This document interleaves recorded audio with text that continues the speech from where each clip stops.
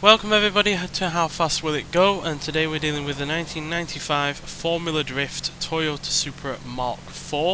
Now this has 1,611 horsepower, 1,342 pounds-feet of torque from its 3.4 litre turbocharged inline-six engine. The car itself now weighs 2,975 pounds, has all-wheel drive, and you can now do 0 to 60 in 1.672 seconds.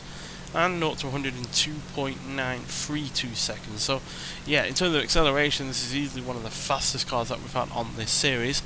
But obviously we've had a Supra on this series before. In fact, it was from the same generation as this, although 3 years newer, and that managed 280 miles an hour. So whether or not it's going to be able to go as fast as that, we'll have to wait and see. But regardless, it is going to be interesting to see what it can do in comparison to the other Formula Drift vehicle that we've had on this series, which we took out in the previous episode, which was the Ferrari 599 GTB Fiorano, which managed 268. So I think it's more a case of what it can do against that car than it can against a standard Supra. So yeah, let's get out there and see what this car can do.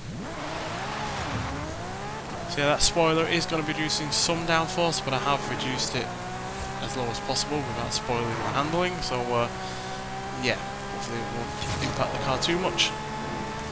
So yeah, already up to 230, 240, so yeah, the Ferrari, or the 599, managed 268, so can we do that or more? 260, 265, 268, and we're beating it, so we're the quickest form of the drift yet.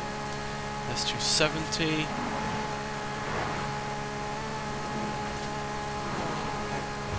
Any more than 270. Surprisingly, it handles very well, these cars, when you upgrade them out of their drift-centric focus. Put slick tyres on it, put race suspension on it, and yeah, they handle pretty much as good as, or if not better than, their stock counterpart with the same kind of upgrades. Right, gonna get this downhill section, so let's see if we can get any more speed out of it. That's 271, 2. 3. Can we hold that speed or not? Come on, plenty of revs left, surely. No. But that's still quicker than the 599 in the previous episode, so this is currently the fastest Formula Drift car that we've had on this series so far. And I just like taking these cars out because obviously drift cars aren't typically meant for high straight line speeds.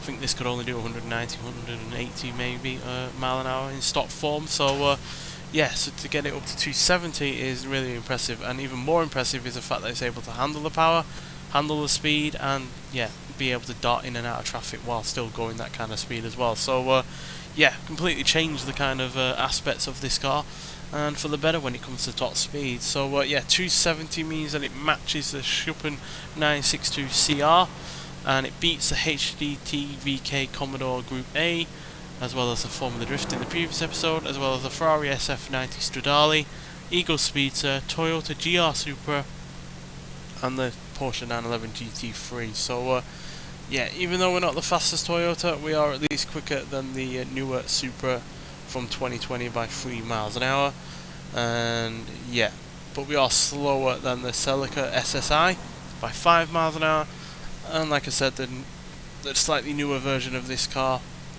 from 1998 managed a top speed of 280 miles an hour, which yeah, was mightily impressive, but it's still impressive enough in this version of this car, because like I said, it is a drift car and therefore not meant for high top speeds, and yet it's more than able to hold 270 while going through traffic and going around corners. So yeah, impressive in its own right, and like I said, it is the fastest Formula Drift car that we've had as well. So yeah, it's definitely got that going for it. So yeah, I'm looking forward to seeing what other vehicles from Formula Drift can do, as yeah, plenty of other vehicles have huge amounts of power on this game. So yeah, but nonetheless, thanks for watching, and I'll see you in the next one.